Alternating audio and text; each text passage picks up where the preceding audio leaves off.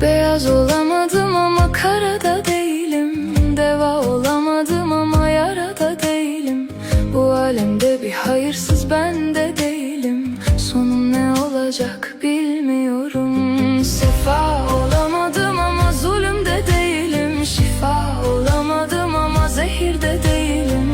Bu alemde bir günahkar ben de değilim. Kaderin düğümünü çöz